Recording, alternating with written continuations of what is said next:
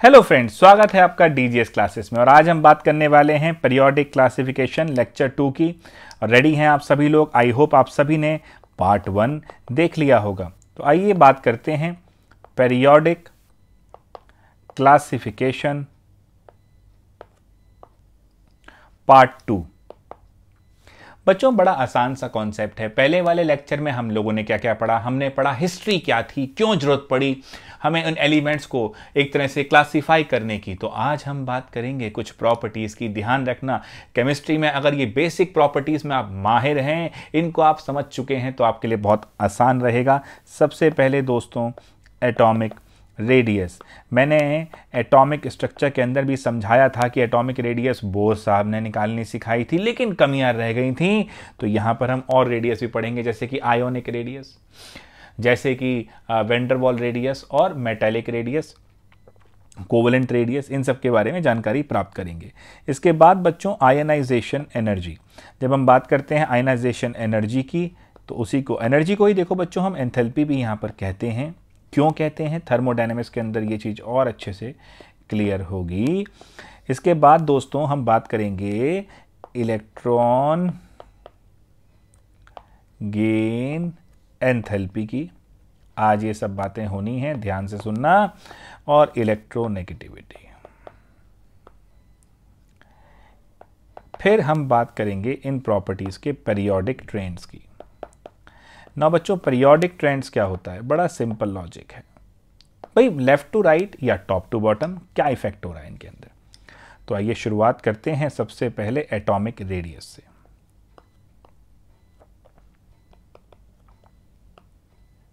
बच्चों, रेडियस के बारे में आप लोगों ने पहले क्या पढ़ा था? बड़ी सिंपल लॉजिक था बेटा। आपने कहा था distance between the nucleus and the outer most electron.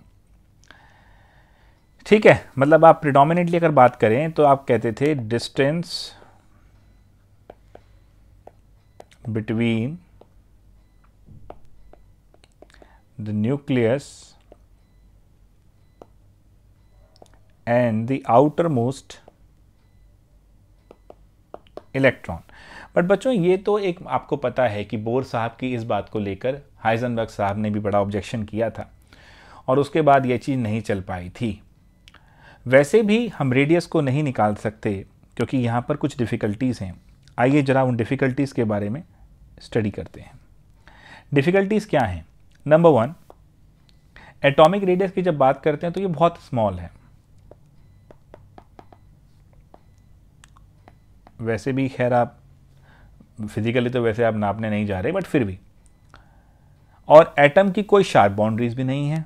Sharp boundaries क्यों नहीं है भाई? आपको पता है ना यार, आपने क्या चीज़ कर दी थी? आपने अगर ध्यान से सोचो तो आपने ये बताया था ना कि ऑर्बिट नहीं होता, शेल नहीं होता, ऑर्बिटल होता है ना? तो नो शार्प बाउंड्रीज। और क्या डिफिकल्टी है बेटा?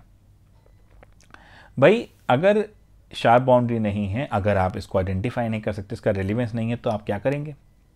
बड़ी कंफ्यूजन थी।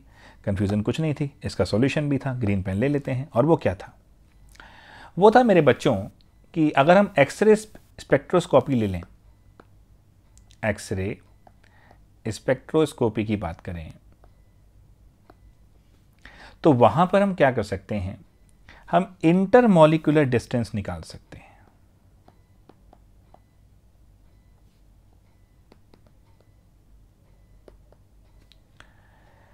Between two atoms.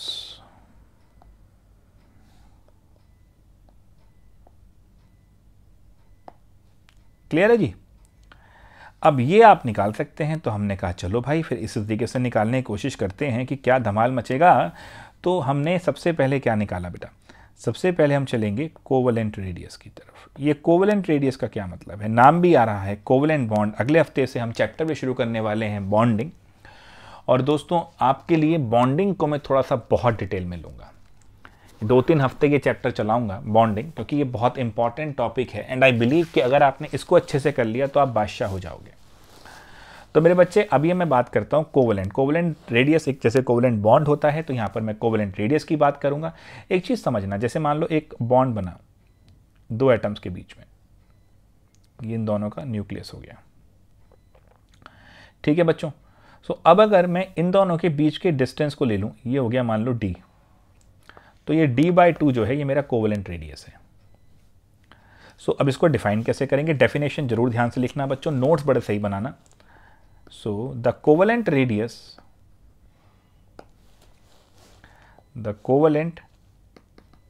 radius of an element is half the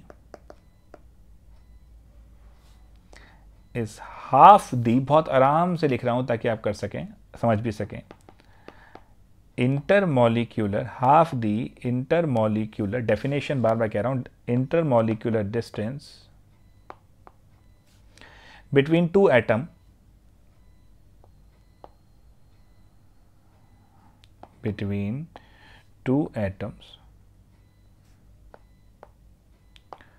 of the same element. मेरे बच्चे ये जरूर ध्यान रखना, H2 हो जाएगा, Cl2 हो जाएगा, सेम एलिमेंट होना चाहिए आपको। इसी को आप कह देते हैं single bond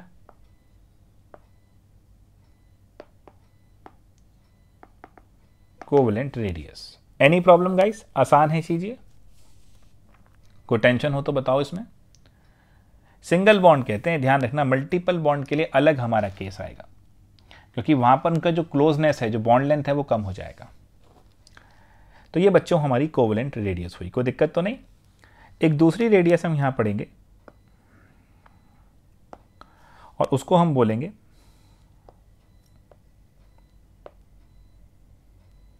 vendor walls radius.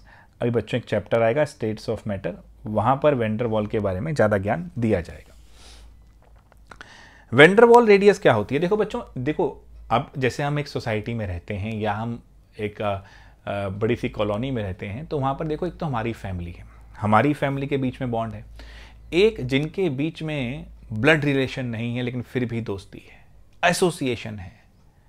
अब सोचो, मान लो कुछ साल बाद आप और मैं दोनों लंदन में कहीं मिलते हैं, न्यूयॉर्क में कहीं मिलते हैं, तो ऐसे अगर हम मिलेंगे तो वहाँ पर इंडियंस हैं, एक एसोसिएशन है हमारे बीच में, तो हमारे बीच में बात अच्छी हो पाएगी।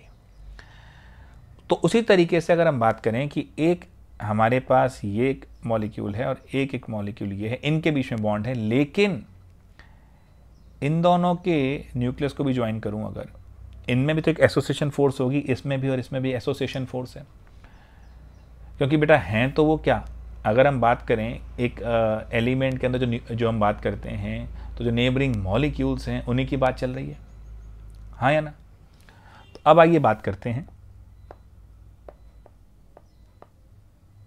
द वेंडर वॉल रेडियस क्या होती है, इज हाफ ऑफ, अब इसको भी हाफ कर दो, is half of the internuclear distance, half of the internuclear distance between, ये वर्ड बहुत ध्यान से सुनना, between two adjacent atoms of the element, between the two adjacent, ये adjacent मतलब बराबर बराबर वाले, adjacent atom of the neighbouring, पड़ोसी मॉलिक्यूल्स। तो बच्चों एक बड़ी सिंपल सी बात है, जरा ध्यान से समझना। हमने एटॉमिक रेडियस को समझना शुरू करा, और क्या आज हम प्रॉपर्टीज पढ़ रहे हैं, हमने कहा एटॉमिक रेडियस पढ़ेंगे, हमने कहा आयनाइजेशन एनर्जी पढ़ेंगे, इलेक्ट्रॉन गेन एंथैल्पी पढ़ेंगे, इलेक्ट्रॉन नेगेटिविटी पढ़ेंगे और इनके पीरियोडिक ट्रेंड्स पढ़ेंगे। थोड़ी सी क्लास लंबी भी हो सकती है, but don't worry. So atomic radius जब हम पढ़ रहे हैं तो उसमें ये डिफिकल्टी आई कि न्यूक्लियस और दी आउटरमोस्ट इलेक्ट्रॉन तो कहते हैं, लेकिन इसको मेजर करना फीजिबल नहीं था, तो ये स्मॉल भी थी, हाँ, लेकिन एक्सरे स्पेक्ट्रोस्कोपी से हम समझ सकते हैं। तो कोवेलेंट रेडियस क्या है पहले हमने ये समझा, फिर वेंडर वॉल रेडियस क्या हमने ये समझा, और बच्चों अब हम समझेंगे आगे, और वो होगी आयनिक रेडियस। बस उसके लिए थोड़ी सी दो प्रॉपर्टी और पढ़नी पड़ेंगी, उसके बाद ही वो चीज़ क्लियर होगी। और वो दो प्रॉपर्टी कौन सी हैं? अब पहली मैं ले रहा हूं बेटा आयोनाइजेशन एनर्जी। मेरे बच्चे आयनाइजेशन एनर्जी क्या होती है जरा समझना। भाई मान लो आपने किसी को, तुम्हारा कोई फ्रेंड है, जैसे ये तुम्हारा फ्रेंड हो गया है ना, ठीक है मस्त, ये तुम्हारा हो गया अजय, और ये तुम्हारा फ्रेंड हो गया विजय। अब तुमने अजय को भी 500 रुपीज़ दिए, तुमने विजय को भी 500 रुपीज़ दिए। अजय ने तुम्हें 500 रुपीज़ आसानी से दे दिए, बट विजय आपको 500 रुपीज़ जो है रिटर्न नहीं कर रहा है। अब आप चाहते हैं कि आप उससे 500 रुपीज़ लें, तो आप उससे लड़ेंगे, लेकिन लड़ेंगे कैसे? क्या आप उसके घर जाके, उसके एरिया में जाके उसको चैलेंज करेंगे? नहीं, वहां तो उसके लोग हैं, वो आपको तोड़ के भगा देंगे। तो now what will you do? आप उसे ऐसी जगह बुलाएंगे जहां पर वो कमजोर हो। अब एक चीज समझना बेटा, सेम इसी तरीके से आयनाइजेशन एनर्जी होती है जब आप किसी एटम से इलेक्ट्रॉन निकालते हैं। So in simple word, this is the energy required to remove an electron from an atom in its, अब आपने यहां उसको बुलाया कहां, जहां वो कमजोर होगा। कमजोर कहां होगा? उसे अकेले में कहीं बुलाओ। तो ऐसे ही from an atom in its isolated gaseous state. ये ध्यान रखना, आप एटम को पहले गैसियस स्टेट में लाएंगे, अलग करेंगे, और फिर भैया उससे उसका इलेक्ट्रॉन छीनेंगे, उसको ये एनर्जी देंगे। अब एक चीज़ समझना बच्चों, जैसे आप सोडियम की बात करते हैं, तो सोडियम से आप इलेक्ट्रॉन निकालने के लिए उसको एनर्जी देते हैं। अब सोडियम तो खुद भी इलेक्ट्रॉन लूज करना चाहता है क्योंकि मेटल है। देखो अब एटम से आयन बन रहा है, इस तरह याद रखो, आयनाइजेशन एनर्जी है ना। तो आपने इसको एनर्जी दी और इसने आपको इलेक्ट्रॉन दे दिया, कोई दिक्कत तो नहीं। मेरे बच्चे अब एक चीज़ समझना, इस चीज़ के ऊपर मैं फ्राइडे को एक बहुत इंपॉर्टेंट चीज़ अपलोड करूँगा, उसको भी ध्यान से समझना। थोड़ा सा एडवांस होगा, आज की क्लास को पूरा देखने के बाद ही वो थोड़ा समझ में आएगा कि क्या चीज़ थी, क्योंकि फ्राइडे से इनऑर्गेनिक केमिस्ट्री की एडवांस लेवल की क्लासेस डीजेस क्लासेस पे स्टार्ट हो रही हैं, तो वो ध्यान से समझना। तो बच्चे सोडियम से हमने ये लिया। अब एक था हमारा, लेट से आप कह सकते हो क्लोरीन। क्लोरीन तो इलेक्ट्रॉन लूज नहीं करता, क्लोरीन तो इलेक्ट्रॉन लेना चाहता है, तो इसको तो बहुत एनर्जी देनी पड़ेगी अगर इससे इलेक्ट्रॉन छीनना है तो। और सोडियम को तो बहुत कम एनर्जी देनी पड़ेगी क्योंकि वो खुद ही इलेक्ट्रॉन देने के लिए तैयार है। तो इसका मतलब सोडियम की आयनाइजेशन एनर्जी कम है, जो इलेक्ट्रॉन खुद देने के लिए तैयार है उसकी आयनाइजेशन एनर्जी कम है। तो आई होप बच्चों ये क्लियर होगा। अब जो क्लोरीन की बात करी, वो इलेक्ट्रॉन लेने में नहीं देने में यकीन करेगा। मतलब अगर हम बात करें कि क्लोरीन को मैं कहूं कि इलेक्ट्रॉन आप मुझे दे दो, तो वो देगा नहीं बच्चों, वो लेना चाहेगा। और सोडियम ये देना चाहेगा, लेना नहीं चाहेगा। तो क्लोरीन इलेक्ट्रॉन क्यों लेना चाहेगा, आइए समझते हैं। क्लोरीन के आउटर मोस्ट शेल में 7 है, 2 8 7, 17 एटॉमिक नंबर है, तो आउटर मोस्ट में 7 है। तो भाई ये 7 इलेक्ट्रॉन है, तो इसका मतलब एक लेगा। अब क्यों लेगा, आइए जरा समझते हैं कैसे क्या कर रहा है ये। क्लोरीन का ये रहा न्यूक्लियस, यहां पर 2 इलेक्ट्रॉन, यहां पर 8 इलेक्ट्रॉन, यहां पर 7 इलेक्ट्रॉन। क्लोरीन चाहता है कि अब एक इलेक्ट्रॉन अपनी तरफ ले। अब वो लेगा तो भाई बहुत सीधी सी बात समझना बच्चों, मान लो आप, जैसे आप मेरी फैमिली के अंदर मान लेते हैं, और हम एक ऐसी फैमिली के अंदर हैं जो थोड़ा सा कंजर्वेटिव है, मैं आपका चाचा हूं। अब आप मुझे आके कहते हैं कि भाई आपको किसी से इश्क हो गया है, आपको लव हो गया है और आप शादी करना चाहते हैं, लव मैरिज करना चाहते हैं। अब क्योंकि कंजर्वेटिव फैमिली है तो हम तो भैया रिपेल करेंगे, हम तो कलेश करेंगे, आपसे लड़ेंगे। अब आप अगर ये चाहते हैं कि आप शादी करें, लव मैरिज करें, तो आपको हम सबका रिपल्शन बर्दाश्त करना होगा। ठीक वैसे ही अगर ये इलेक्ट्रॉन अगर आप चाहते हो कि आए, आउटर मोस्ट में पहले ही 7 हैं, ये भयंकर रिपल्शन करेंगे, इसके रिपल्शन को बर्दाश्त करने के लिए आपको एनर्जी छोड़नी पड़ेगी। हम तो कह देंगे ना, आपसे चाहते हो लव मैरिज करना कर लो, जायदाद में कोई आपका हिस्सा नहीं होगा, प्रॉपर्टी से आपको हटा देंगे, तो आपको एनर्जी लूज करनी पड़ेगी। तो क्लोरीन अगर चाहता है कि इलेक्ट्रॉन ले तो वो एनर्जी लूज करेगा। अब बच्चों ये जो एनर्जी लूज हो रही है, so energy released in process of acquiring an extra electron is known as electron gain enthalpy.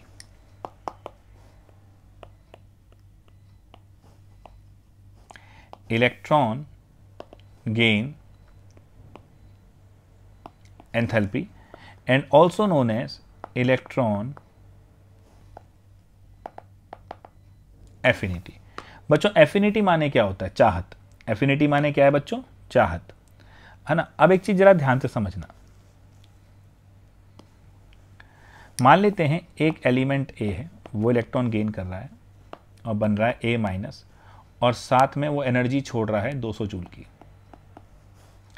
एक एलिमेंट बी है, वो भी इलेक्ट्रॉन गेन कर रहा है और बन रहा है बी माइनस, और साथ में एनर्जी छोड़ रहा है -300 जूल की। आपके हिसाब से इलेक्ट्रॉन कौन ज़्यादा लेना चाहेगा? भाई देखो बच्चों, सीधा लॉजिक है, इलेक्ट्रॉन वही ज़्यादा लेगा जो ज़्यादा एनर्जी छोड़ रहा है। जो ज़्यादा बड़ी कुर्बानी देगा वही वो चीज़ ले जाएगा। मेरे दोस्तों, कितनी बड़ी चीज़ समझा रहा है ये। आप भी आईआईटी की सीट चाहते हो, मान लो ये आईआईटी की सीट है, ये भी आईआईटी की सीट है, मान लो ये मेडिकल की सीट है, ये मेडिकल की सीट है, आप भी चाहते हो, कोई और भी चाहता है, मिलेगी उसको जो ज़्यादा कुर्बानी देगा, जो ज़्यादा एनर्जी छोड़ेगा। जैसे ऊपर मैंने एग्जाम्पल दिया आपको, वो लव मैरिज करनी है तो जितनी चीज़ आप छोड़ सकते हो, जितनी बड़ी कुर्बानी दे सकते हो, उतना ही आप उसको चाहते हो, उतनी आपकी एफिनिटी है। सिंपल सा लॉजिक है। तो more negative the value of electron gain enthalpy, better the electron affinity. More negative the value of electron gain enthalpy, better the electron affinity. अब मेरे बच्चे जरा समझना, इन दोनों को देखो, एक में पॉजिटिव आयन बना, एक में नेगेटिव बना। अब जब नेगेटिव भी बनेगा, एक चीज़ समझना बच्चों, जो इलेक्ट्रॉन अगर आ भी जाएगा, मान लो आपने लव मैरिज कर भी ली, तो हम आपको अपने घर में जगह नहीं देंगे, आप थोड़ी दूर घर लेंगे, पूरा आउटर मोस्ट में नहीं आता, इलेक्ट्रॉन थोड़ा बाहर रहता है, तो यानी जो पहले रेडियस थी उससे भी रेडियस बढ़ जाएगी। बट सोडियम वाले केस में क्या था, 11+ थे, 2 इलेक्ट्रॉन यहाँ थे, 8 इलेक्ट्रॉन यहाँ थे, 1 इलेक्ट्रॉन बाहर था। जब ये चला गया तो अब रेडियस क्या थी, पहले ये थी, अब ये हो गई। तो हमेशा ध्यान रखना, पॉजिटिव वाले की रेडियस न्यूट्रल से कम होगी और नेगेटिव वाले की रेडियस न्यूट्रल से ज़्यादा होगी। तो ये कैटायनिक रेडियस हो जाएगी, ये एनायनिक रेडियस हो जाएगी। आयनिक रेडियस की जो बात कर रहे थे वो इस तरह से आएगी। क्लियर है बच्चों? यहाँ तक कोई चीज़ को दिक्कत तो नहीं है ना। अब आता है हमारा नेक्स्ट पार्ट, और वो आएगा इलेक्ट्रोनेगेटिविटी।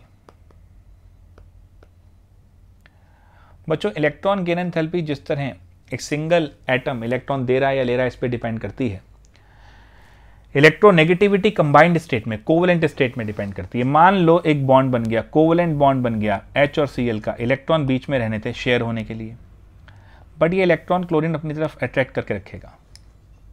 ये जो टेंडेंसी है अट्रैक्ट करने की, देखो बड़ा सिंपल बात है। मान लो एक बंदा है आनंद और एक बंदा है लेट्स से बी, ए और बी, इन दोनों ने मिलके एक पाव भाजी की प्लेट खरीदी। नाउ द सिचुएशन इज, उसमें 4 पाव आए। अब 2 पाव मिलने चाहिए थे ए को, 2 मिलने चाहिए थे बी को। अगर बी 3 पाव खा गया और इसको 1 मिला, तो बी पे स्लाइट नेगेटिव चार्ज, ए पे स्लाइट पॉजिटिव चार्ज। वैसे ही इलेक्ट्रॉन पेयर बीच में शेयर होना चाहिए था। अगर क्लोरीन की तरफ ज़्यादा इंक्लाइंड है तो क्लोरीन पे स्लाइट नेगेटिव और एच पे slight positive. Now this tendency to attract shared pair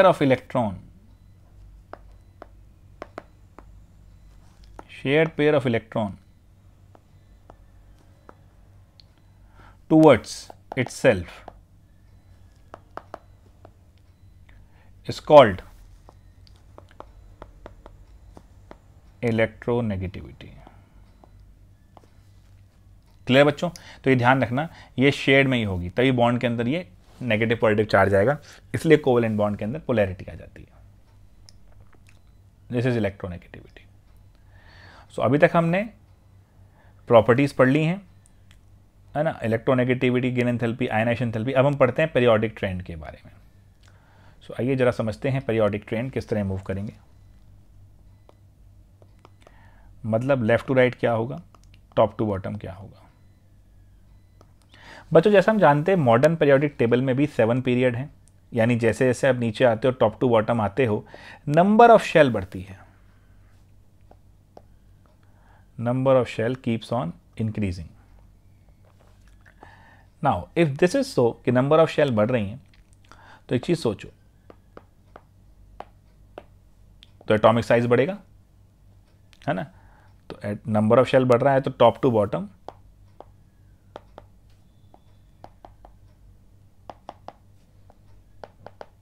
atomic size increases. अब एटॉमिक साइज इंक्रीज होगा तो बच्चे इलेक्ट्रॉन न्यूक्लियस से दूर होता जाएगा, और मैंने एटॉमिक स्ट्रक्चर में बताया कि जितना दूर होता जाएगा उतना उसकी एनर्जी बढ़ती जाएगी, उतना उसका निकलना आसान होता जाएगा, फ्री होता जाएगा। तो इसका मतलब उसकी आयनाइजेशन एनर्जी कम होती जाएगी। तो टॉप टू बॉटम अगर मैं देखूं तो एटॉमिक साइज बढ़ रहा है, उसकी वजह से इलेक्ट्रॉन लूज करना आसान हो रहा है, तो आयनाइजेशन एनर्जी कम हो रही है।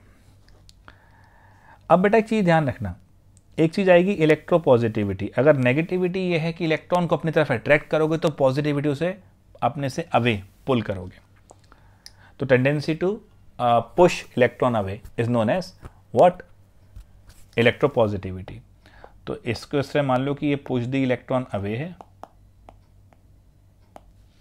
और electronegativity pull electron towards it है।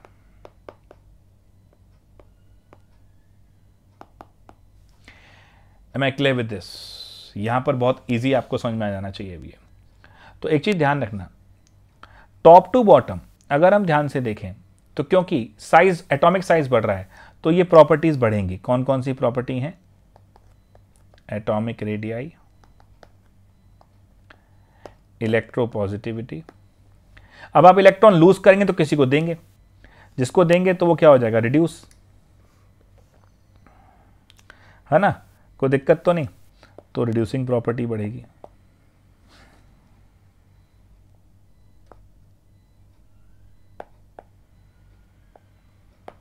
ये भी बढ़ेगी, कोई दिक्कत बच्चों? अब जरा समझना,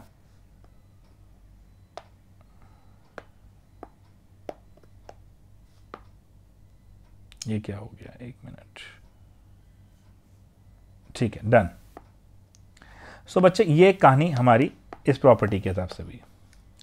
अब एक चीज समझना, जो property top to bottom increase होती है वो लेफ्ट टू राइट, जो टॉप टू बॉटम इंक्रीज वो लेफ्ट टू राइट डिक्रीज। ऐसा क्यों भाई? जैसे जैसे आप लेफ्ट टू राइट जाएंगे, शेल नहीं बढ़ रही, लेकिन उसी शेल में इलेक्ट्रॉन बढ़ रहे हैं, क्योंकि एटॉमिक नंबर बढ़ रहा है।